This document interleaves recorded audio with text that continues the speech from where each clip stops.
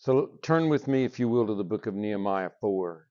I think the Lord would have us just take a few minutes, not very long this morning, and take some time and look at this as to what's going on. As a recap, we saw that Nehemiah, and we don't want to lose this fact, that Nehemiah is a cupbearer. It's a place of prominence in a foreign land. He's got privilege. He's got position, prosperity, everything that you would want. He's with God. There's God's people, but once again, God's people are in a foreign land, and they're operating there. And when he hears about what's going on from his brother and from some of the brethren that are in Jerusalem, his heart is broken and he weeps and he fasts and he prays because there's something in this man's heart. And I want to encourage you this morning, like Daniel, there are those that have been raised in Babylon. There are those who raised in religion. There are ones who are surrounded by all this stuff, but yet God, because God is sovereign, amen? It's not up to us to preach it into people, convince people, to strive. God is sovereign. And God will always have a people. And God says this is the generation that seeks the Lord. So God's never going to let things slip.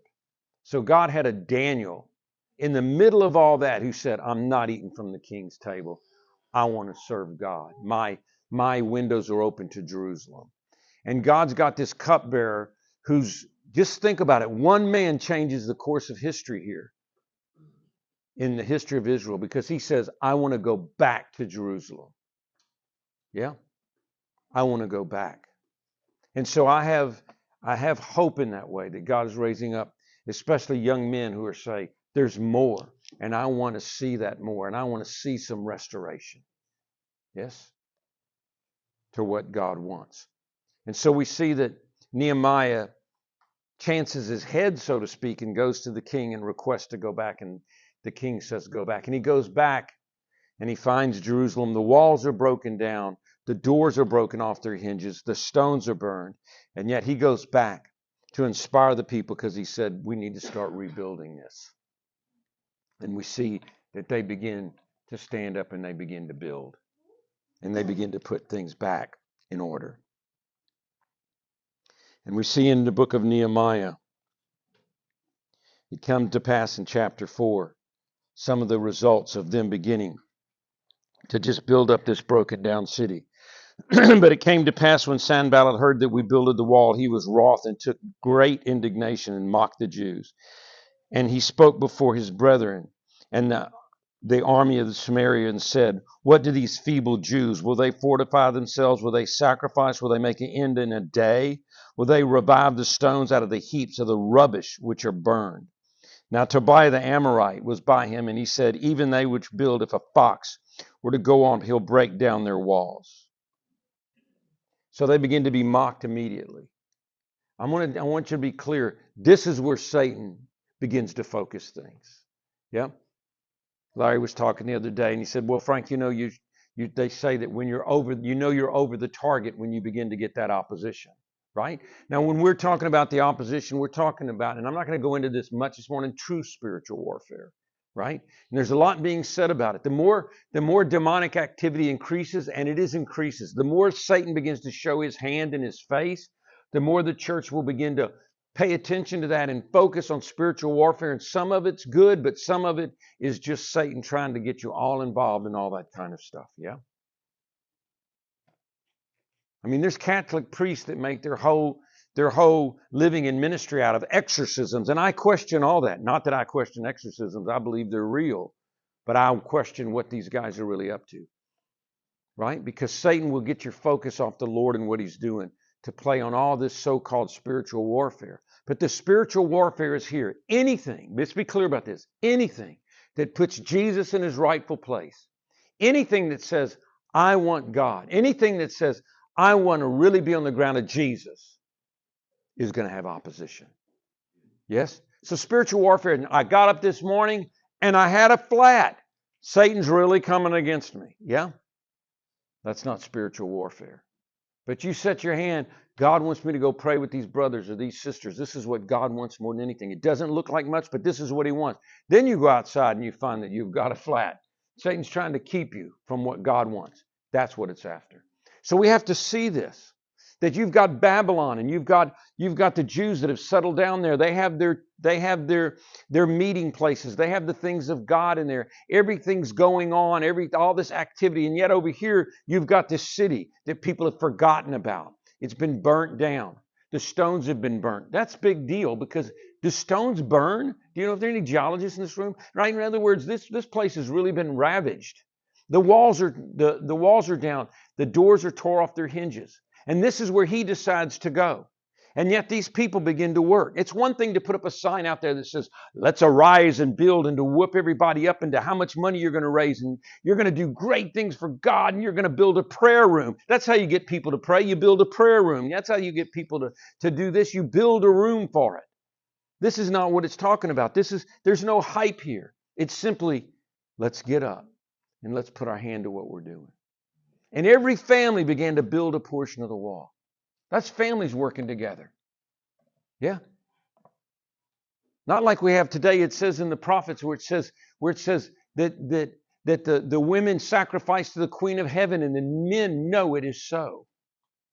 In other words, these men are leading their families. They know things are wrong, but they just put up with things that are wrong. These are families getting things right. Everybody starts working on these walls. Right? So you got to see the contrast of what's going on here. And the point I'm making is this doesn't look like much, but it's important. Yeah. That's where we live. We live in a world where it's just like, why do you want to focus on like this is important? Yeah. This little thing that I do is important. Not to let things slip. And so all of a sudden, they begin to build, and you think they'd be ignored, would you not? But all of a sudden, it says here, and listen to these words. It came to pass when Sanballat heard that we builded the walls, he was wroth. Wroth means he's angry. And took great indignation. This guy's freaking out, and he mocked the Jews. Now, isn't that the way you feel at times? All of a sudden, you feel that anger coming against you. How many of you felt that mocking? What are you going to do? His cohort, the Amorite, comes up and says, even if a fox got on that wall, it'd break it down. Isn't that what Satan comes and tells you at times? Oh, you think you're going to do something. It's like, and he just mocks you. You have no strength. You're too weak in the Lord. You don't pray enough. You don't read enough in the Word. You're never going to amount to anything. He mocks you. And that's what's happening here. So they begin to mock these people. And you know, that can be very disheartening. You're picking up burnt stones. You're working, and on top of all that, you can hear Satan just mocking you. Yeah. There's times in the ministry and the work and you're working and you're doing things of the Lord. Even myself, I'll be doing things up here or doing things of the Lord, working really hard. And I'm doing okay, but then all of a sudden that Satan comes with that mocking. What are you doing? You're wasting your time. What's the point of all this? What's all this? It comes to stop you from going forward and doing what God wants you to do. Yeah. We're addicted to that in our generation. Yeah. We're not used to just that pressing through. Yeah. We're anything to just take anything off. Right? And make it easier on us. But I want you to see his reaction. Nehemiah's heart. Remember, we need a Nehemiah heart. This is a story of faith.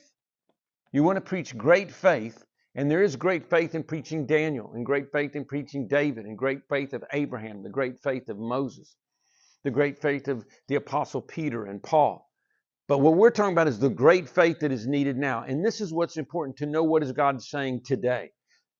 Right? Not just to take a Bible study, but saying what's God saying not only today, but what he's saying to us, what he's saying to you, what he's saying at this time right now. And what he's saying, I believe, right now, especially to us and to his church in a city like Houston, is we need the faith of Nehemiah. The faith that says, let us go back in and let us build. Let us restore. Let us restore.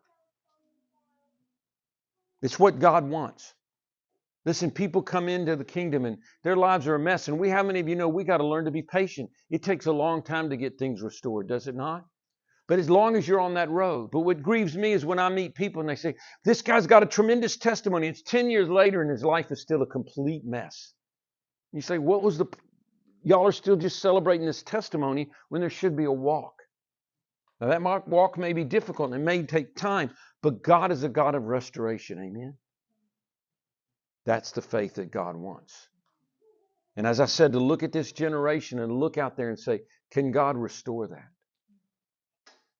Can that God restore the young man whose mind has been so poisoned with philosophies of the world and drugs? Can God restore them? And I tell you, He can.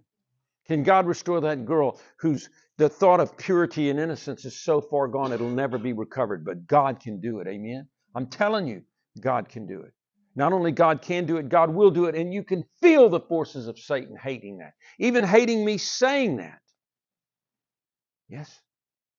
Because it begin to give God what God wants. Once again, on that fateful day when we stand before the Lord, and it says we're all before the judgment seat of Christ, and the fire falls, and it'll burn up our work, and we'll see what sort it was. Not what size it was, but what sort it was. Was it wood, hay, or stubble, or was it gold and silver? We look at everything on its size and on its merit, and we measure it by the merits of the world. God doesn't do that.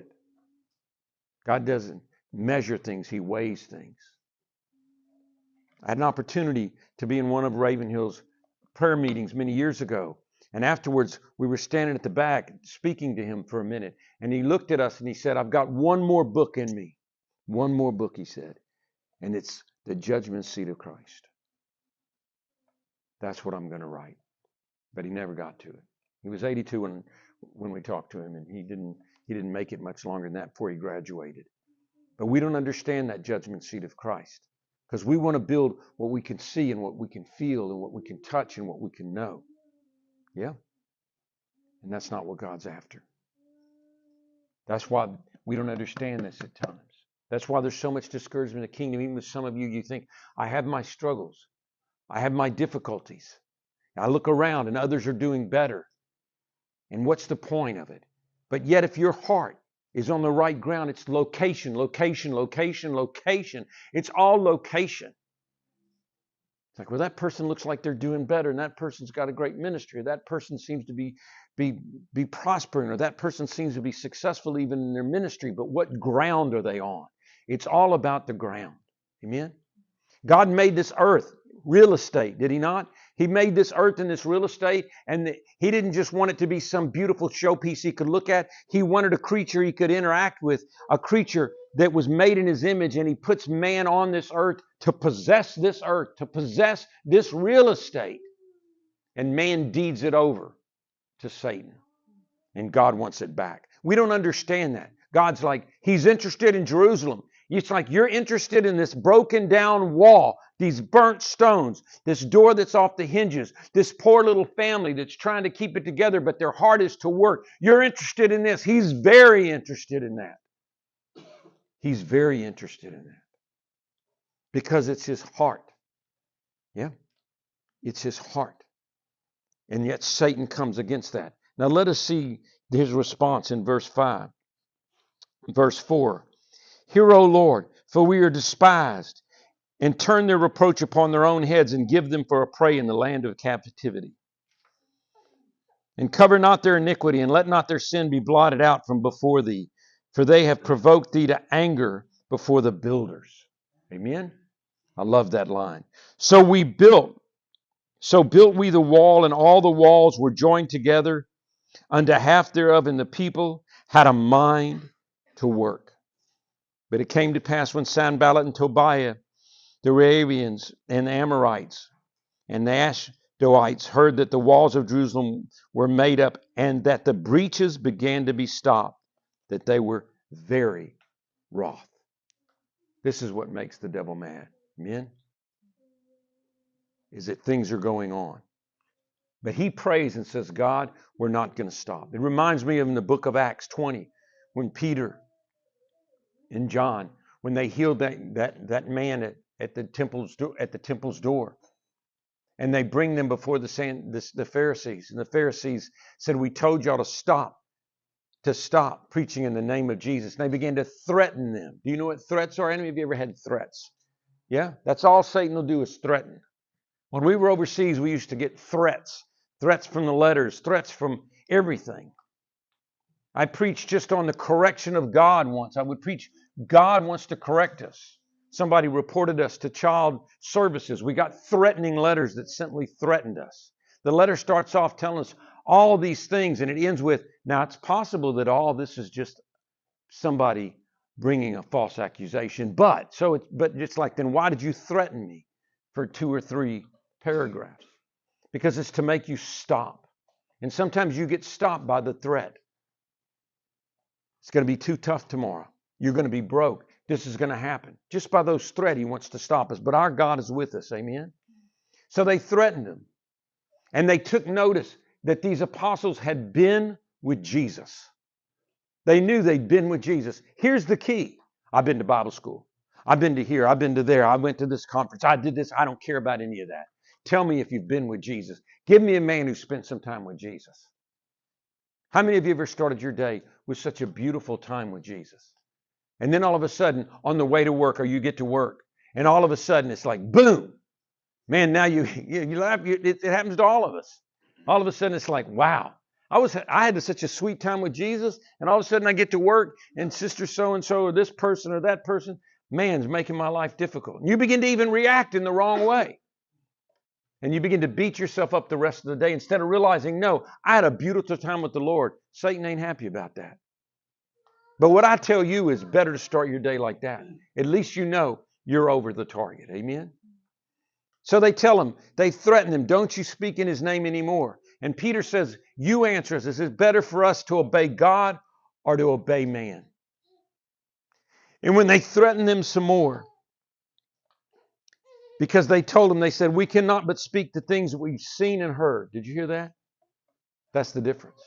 They weren't saying, we can only speak about the things we've been taught.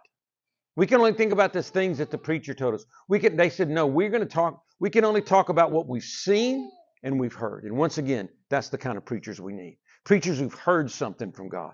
Preachers who've seen something. So when they this is Acts 4. So when they further threatened them, they let them go, finding nothing that they might punish them because of the people. And all the people glorified God for which was done. And so when they got back and reported to the brethren, this is what the brethren prayed. They said, now, Lord, behold their threatenings, and grant unto your servants that with all boldness we may speak your word, by stretching forth your hand to heal, with signs and wonders may be done in the name of your holy child, Jesus. Some of you, when we pray on Friday nights, hear me pray that out loud. Because we know we're surrounded by that threatening, and that's the way they prayed. And you know what it said after that? When they prayed like that? The whole house was shook. The whole house, you confused there, Veronica? We're in Acts 4. The whole house was shook. And they were filled with the Holy Ghost. Because what did Jesus say in Matthew? Jesus said, when you're persecuted, rejoice. Leap for joy, it literally says. It took me a while to realize that, especially when we had persecution out on the streets, but that was from the devil, you know. It's one thing to be out on the streets and have someone who's drunk come up to you and say, this isn't of God, y'all need to shut up. You can write that off. But when you begin to get it from so-called Christians and Christianity, then it's a different story. And how many times overseas that would happen? It took me a long time to realize that I needed to start leaping for joy when I was persecuted. And it says they were all filled with the Holy Ghost. God filled them. He filled them because they had a Nehemiah heart. We're not going to quit. We're not going to give up. And I can't go into the correlations between what's going on here and what in the New Testament. If you go to the New Testament and you begin to look at it with the book of Nehemiah and Ezra, you begin to see from the day of Pentecost, God is restoring Jerusalem. He's ignoring that temple they built. Jesus said, tear this temple down and I'll build it back up, speaking of the temple of his body. But starting in the New Testament, and that's why it confuses me today. And I thank God that, like I said, we have a roof over our head. And I thank the Lord we have air conditioning right here, especially here in Texas. Yeah. But starting in the New Testament, God began to not take interest in what kind of temples they built. and what kind of ministries they built, what they went on. God was interested in what? Those people. Amen? He was interested in building and restoring the kingdom of God. The kingdom of God. It's a mighty work. And sometimes we focus on the wrong things, and then there's some little sister or brother or somebody in the church who begins to feel like I'm unimportant in the kingdom. And it's like, how can you say that? You're part of the building of God. This is why we have such a tremendous love for ministry today, which sounds funny. You said, Frank, shouldn't we have a love for ministry? Absolutely not. We should have a love for Jesus. But what we have is a love for ministry because people can't understand really what God is doing. So they began to come against him. And one thing that really angered him, that there was no more breach. So in other words, here's this portion of the wall, and now there's a breach in the wall. Now, we don't see that as that important because we didn't live in those days. But I'm going to tell you, when you lived in a city, maybe you lived outside of Jerusalem or a walled city, you had a little plot of ground. But when the enemy came, where did you go? You ran into that city. And those walls protected you. And when those walls begin to get breached, it means the enemy can come in. Is that right? David Wilkerson preached a message way back in the 80s. Shook me. I've said this before. Forgive me for the repetition, but it's important. And the message was, the walls are down in America. The walls are down. The enemy will now be able to flood in. It shook me.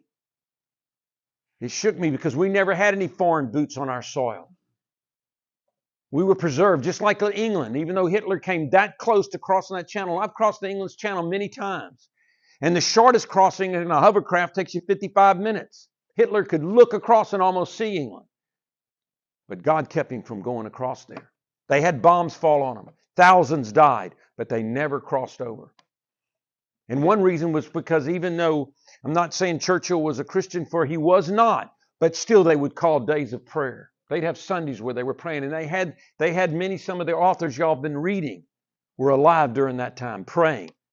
T. Austin Sparks was alive during that time, and they were praying, and God answered those prayers. And America never had foreign boots. When I lived overseas, we had this little television, and the news was on. I was coming up the stairs, and as I came up the stairs, I turned on 9/11, and I saw that second plane hit. And when I saw it hit, I fell to my knees and began to weep. And I heard these words ringing in my ears, that message of the prophet. The walls are down. The walls are down. And I stayed on my knees. I didn't even know what was going on, but I heard the Spirit say, the walls are down. And when the walls are down, the enemy begins to get in. And that's what's happened in much of the church, right? We've let philosophers in. We've let sinners in. We've let charlatans in at times. And the church is happy to say, we have 1,200 people on a Sunday morning, but how many of them are saved? It doesn't matter. How many pedophiles are in there? It doesn't matter. They come in, they get blessed. Everybody's welcome in the church, and everybody is welcome in the church. Everybody's welcome in. But there should be such preaching that people know the difference. Amen?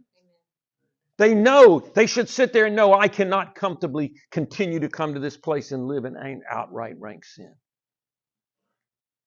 That doesn't mean anyone's rejected. So that's another thing we need to be careful of. When church begins saying everybody's welcome, we need to welcome everybody in. Absolutely, everybody's welcome. But God wants to heal you, and God wants to touch you, and God wants to change you. That's what it means when it says in the book of Malachi that they'll teach them the difference between the holy and the profane. Those are things we miss. So those walls began to be breached. It says in Isaiah 30, verse 13, therefore this iniquity shall be a breach ready to fall, swelling out of a high wall, whose breaking comes suddenly. So in other words, the walls have been breached. Can you see that now? Jerusalem surrounded in the siege, in the fall of Jerusalem. And it happened again in 70 AD. The enemy wants to breach those walls. Do you understand that? That's so important, to have siege works and to break that wall. So they begin to build the walls. Maybe the wall's only this high. But now this brother there and his family, and this brother's here, and they seal the breach. Now the enemy's mad. And that's what's happening in some of your hearts. That's what's happening in people's hearts that God will bring here. This is what God wants us to do. He wants the breaches healed in people's lives. Brother, I love God. I love God. But this fear comes upon me, and Satan just roars in. Brother, I love God. But all of a sudden, I begin to get discouraged here, and Satan begins to just seem to just come in. It's like, it's okay. We need to seal that breach up. How's he getting in? This is what we're going to seal up. So important. Here's what it says in Isaiah 58. Now, there's a familiar passage, chapter, isn't it? How many times have we heard 58 quoted to us? Isaiah 58:12. And they shall be of thee the builders of old places. They shall raise up the foundations of many generations, and they will be called the repairer of the breach, the restorer of paths to dwell in. This is what needs to describe God's people, this generation of Christians. Not, we're saved by grace and everything's fine. We're not perfect, but God loves us anyway. We're the happy, slappy Christians, or we're the conservative Christians. This is what they need to be called. The repairer of the breach. The restorer of paths to dwell in. That's what God wants. This is what He wants. He wants that breach to be restored. Amen? It's what He's doing. Can you see that? So you're in Jerusalem. I want you to see there's a breach, right? They're not ignoring reality. These walls are low. There's a difficult work here. There's a breach in the wall. But yet I'm on the right ground. Does that help you? Because so many times where we're at and where you're at and where believers are at is like, I love Jesus. I'm paying the price to be in the right spiritual place. But I still have these struggles. I still feel like there's a breach. I still feel like I have fear. I have this. This goes on. But God wants you to know that He's at work. Amen? That He's at work. And they began to work and repair those walls. And they began to take action. And part of the action was that the Jews were in fear. They said, look, every time we do anything, they're out there watching us. Don't you sense that? They knew they were safe in those walls, but they's out there. That's the way you feel. You know, I love God. I know He loves me, but I always feel like Satan's out there trying to get me. So they took action, and part of that action was as they put a watch. That's prayer. That's Friday night. They put a watch, and that's prayer. And then they also began to put ones that were guarding. And then they also began to build the wall with a trowel in one hand and a sword in the other. This generation is coming up. Many people don't know how to work at all, but yet God wants them working in the kingdom. They don't know how to fight at all, but God wants them to know how to work and fight. It's a tall order, isn't it? You got to know how to work and fight. That's why God is taking so much pains with you young men. You wonder what God is up to, because you're in a generation that so many don't even know how to work, but He wants you working, laboring. Yeah? Which is what this last week showed, what last night showed, what's going on this morning is God is saying, you know how to work, but He also wants you to know how to fight. What a surprise for Satan. Look at those guys over there. They're just working with the trowel, stacking stones. They'll be an easy target. And when the enemy gets close, whoosh, that sword comes out. It's like, I may not look like much. I may just look like some stonemason, but I'll cut your head off in a half a second too. This is what God wants. Yeah? And this is what God's going to have. And He wanted to encourage them. It reminds me of when we go over to the book of Haggai, because also that's a time of rebuilding. And Haggai was a prophet who came in when they began to get weary and they began to leave off the work of God. And he wanted to encourage them. So this is his words. He said, who among you saw this house in its first glory? In other words, who among you have seen God move? Yeah? Not a lot of Christians that have really seen God move in this generation. How do you see it now? Is not in your eyes comparison as nothing? He's saying, look, I know it doesn't look like much, right? I know it doesn't look like much. But He says, yet, now, be strong, O Zerubbabel, says the Lord, and be strong, O Joshua. That's the governor and the priest. the high priest, and be strong, all you people of the land, says the Lord, and work. And work. Can you see that for the work of God? Work needs to be done. Not in passing out a bunch of jobs in the church, but work. See, the way we retain people today in Christianity, get them retained, is you get them into church and then you give them a job to do. Here's a job you can do. You can be a Sunday school keeper. If we get people involved, then they're going to stick. Isn't that awful to even think like that instead of people being fitted in? But there's a work going on, a real work that some of you don't even recognize. Well, Brother Frank, I've just been faithfully coming. Brother Frank, my heart is just in what does God want? That's the work of the Lord. When they asked Jesus what was the work of the Lord, he says to believe on the only Son of God that the Father has sent. That's the work. Listen to these words. For I am with you, says the Lord of hosts, according to the word that I covenanted with you when you came out of Egypt. So my spirit remains. The same Spirit of God that brought him out of Egypt with us, with you. The same Spirit of God that was with Solomon when they consecrated that temple and the glory of God is with these people.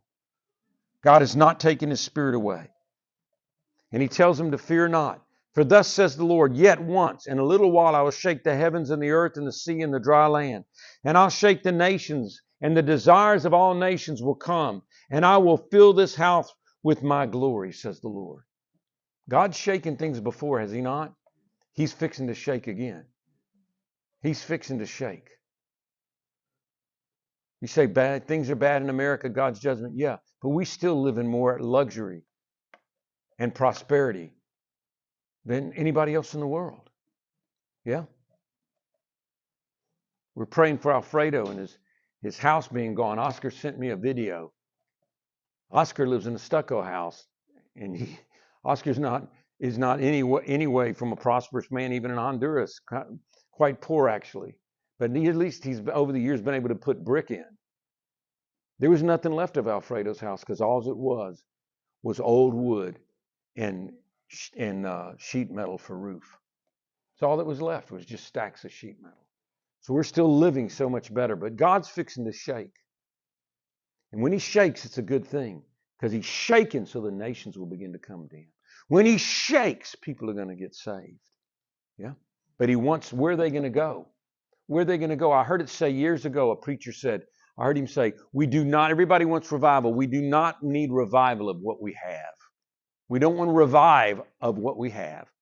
We want a restoration. And there's so many even out there that are working so hard saying, if we could just have revival and just multiply what we have. I don't want to multiply that. I want restoration. And this is what Haggai's talking about. He says, fear not, be strong. He's going to bring the desires of the nations.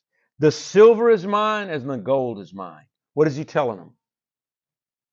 He's saying, listen, you can do all the fundraising you want. You can sell everything you want. You can engage in all the commerce you want. But if you get on the right ground, location, location, location, my provision will be there. Right?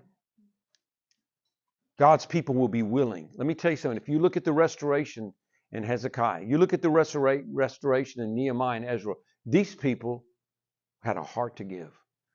When God is really have things the way he wants, you do not have to have commercials every Sunday to try to get money out of people. The people are willing and ready to give. The silver is mine and the gold is mine, says the Lord of hosts. Now listen, the glory of the latter house, that means the glory of the house they're building, is greater than the former house. What was the former house? Solomon's temple.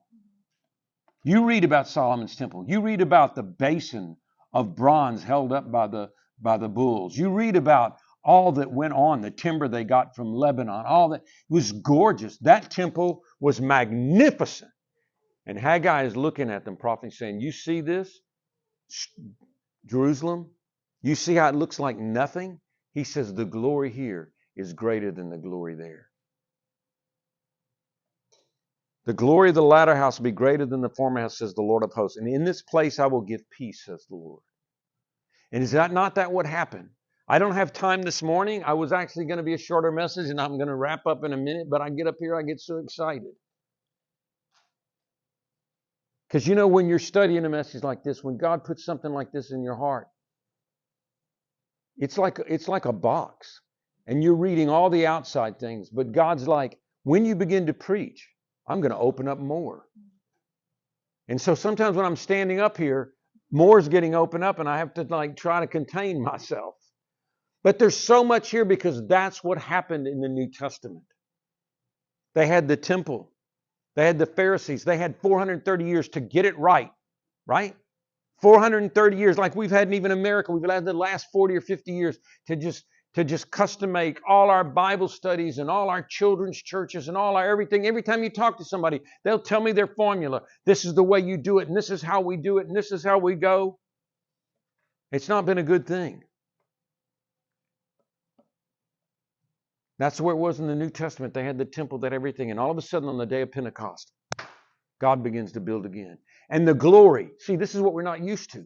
How could the glory of that be greater than the glory of the former house? Because in the former house, the Shekinah glory came in and it filled, the Shekinah cloud filled the temple when Solomon prayed. People could see it. It was exciting. They were looking at it and say, look, the glory of God. They could sense it. They could almost touch it. They could say, this is fantastic. But on the day of Pentecost, there was a little preacher there named Peter. He had already denied the Lord. All he was a fisherman. He had rough hands, probably unclean fingernails at times. He'd been out there working. And all of a sudden, this man has the glory of God permeate his being. This man is filled with the Spirit.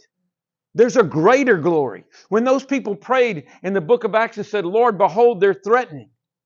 And grant, by stretching forth your hand with boldness, granting signs and wonders by your holy child Jesus, then the whole place was shook. They were filled with the glory of God. When you get up in the mornings and you find that place, you have your cup of coffee or your Bible or whatever, and you find that place and you can say, Lord, I know you're with me. Lord, I can sense you inside of me. I know you're real. I can sense your love. And that excitement wells up inside of you. That's what it's talking about. That glory is greater than all the glory of Solomon's. That's why Jesus said of John the Baptist, no greater prophet has ever walked the face of the earth except John the Baptist. But he that is least in the kingdom is greater than him. It's saying that you sitting here this morning, your privilege is greater than John the Baptist. Because he can fill you. Do you see the beauty of this Christianity? Do you see that with all of our knowledge and head knowledge, it never compares to just a believer being able to realize, wait a minute, he lives in me. Have you ever got over that? I've been saved for over 40 years. I've never got over that. And I have my struggles. I can get a little crazy. Ask my poor wife. But I'll tell you, I've never got over this fact. He's here. Not necessarily in a physical way of being able to touch him or anything of my senses, but in my spirit, knowing but his spirit, he's here. That's the glory. That's the brokenness. Some of you, as I said, even in your worst moments, don't ruin it. Even in your worst moments, or even when you fail to know, he's here, he loves me. Come on, you know it's true. Isn't that the privilege you can walk in here on a Sunday morning? It's like, man, I felt like kicking the cat through the fan. I haven't been nice to anybody. I'm just having a bad time. But yet I can go in there when they start singing. I know he lives here. And I can lift my voice. I can lift my heart without condemnation. Do you see the hope of that, people? Do you see this city itself? And we've been praying for them every Friday night. It's filled with backsliders, filled with prodigals who think, I can never go back. I've sinned. I've lost this. And God, the whole time, God just wants them to know, I will fill that temple. Haggai's telling them, listen, the glory of the latter house is greater than the glory of the former. It's what we still struggle with this day. We want to have the budgets. We want to have the ministries. We want to have something we can show. And it's human nature, isn't it? I've been long in the tooth in this thing. You know, I got more runway behind me than in front of me. And sometimes I get a little discouraged, like, Lord, I don't have much to show. And that's when the Lord begins to convict me. What would you like to show? Nothing, Lord. Sorry I even brought it up. Because it all comes down to, son, what's going on? This is the glory that what the Lord wants. Amen? This is the temple that He wants. That we are the temple of the Holy Ghost. The glory of the latter house. This is true vision. This is true purpose. True vision and faith is to say, I see these walls and they're broken down and they're burnt, but I can see God's going to restore this. This is the vision for the people we're ministering to. Not to have some Freudian or Jung philosophy, which I hate to tell you, that flooded the Christianity today. But it's to be able to look at them and know God can do this. Counseling isn't, you better have everything lined up if you're going to help people. It's like, no, counseling is be able to look at someone and say, I don't have the answers, but Jesus does. And He's real, He's real, He's real, He's real. And He can be real to you. Let's pray and believe God to come into this situation. That's the faith that God wants. And oh, how Satan hates that. Oh, how he hates it. Oh, how he sets his hand against it. And you need to be aware of that. In your smallness. And you're being ignored or think you're being ignored. And all that's going on in your life. You got to know this. If you're on the right location, Satan's not happy.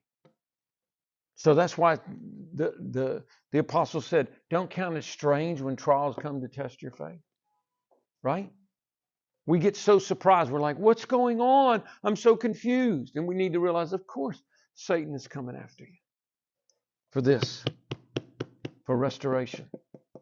That's why ones, they need to be aware. People come and say, Brother Frank, I want God. I really commit. I want to find a place where the Word of God is preached. Like, okay, but you need to be ready. It might cost you. You know, it cost you. Paul said, or at least the writer of Hebrews, if you believe it's Paul, he said, go outside the camp where Christ is. Many people don't want to go outside the camp. Yeah. I was talking to Larry this morning. I know y'all think I hear saying, Frank, sin is, you can't tell falsehoods because God doesn't like it. I know I falsely told you I was trying to wrap this thing up, but we sat back there and I was talking to Larry. We were talking about the earlier days, remembering the farmer glory. That when I was a young preacher, God said, I want you to go this way. So I wasn't going to get taken on when I got out of business and staff of this church.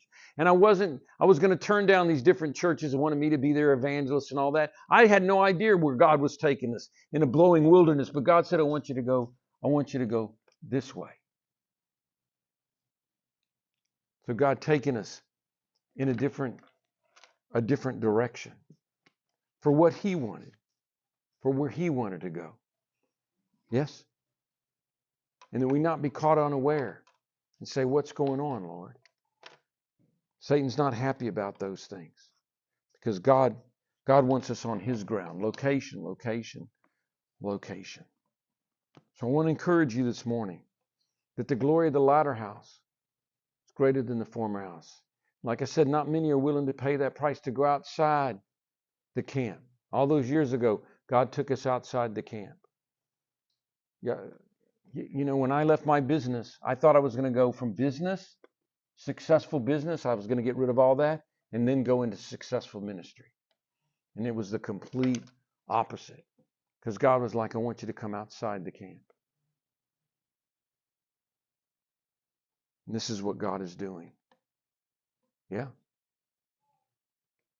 This is why here we don't preach about, we're going to build, and this is our vision. People say, what's your vision at the well? Jesus Christ. We want to see Him. We want to see Him. We want to see Him. We want to see Him. And we want people to see Him and be restored. Well, you're never going to get people to sign up for that. Good. I don't want them to sign up for nothing. I want them to follow Jesus. Amen. And I believe this morning as a church that the breaches are being closed. That's what He's doing. That's what He did last night. And that's what He's doing this morning. The breaches are being closed. And so Satan's not happy. But God's going to fill this temple with His glory. Doesn't mean necessarily He's going to fill this room with glory, but He's going to begin to touch the individuals with that glory. Amen? Does that make sense to you? Doesn't that help you? Well, what does that mean, Frank? What it means is you don't have to dance. You don't have to be loud. You don't have to anything. You just have to know He's here and He's inside of me. Burnt stones, a few broken down doors, things that need to be done, but He lives in you. Glory to God. That's why there's such a lack of humility today in the kingdom. As humility comes, not when God beats you down, but when you realize, oh my gosh, He lives in me. What a beautiful thing. Amen? Amen. I trust for you to go and read some more of this in Nehemiah. Once again, I get up here and there's so much here that's even beyond me. Yes? So we're reaching forward for things. So let's stand to our feet, all of us as a church. Let's stand to our feet. And I want to encourage you and thank you. Your faithfulness, your giving, your work that you've been doing in practical ways is so beautiful. So beautiful. But yet, now He wants more. And the more that He wants is He simply wants you. He wants you to be available, to just let the Holy Ghost use you how He would like. Amen? So let's agree with you, God. We want to simply agree with this prayer, God, that says, now, Lord, behold their threatenings and grant unto your servants with all boldness that we may speak your word.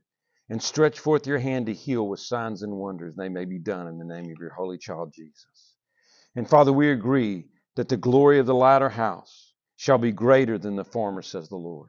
And in this place, God, we ask you to give us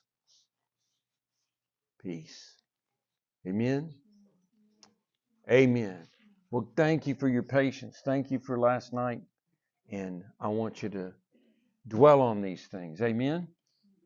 God bless you. It's a beautiful day. I hope you have some time for fellowship with each other and family.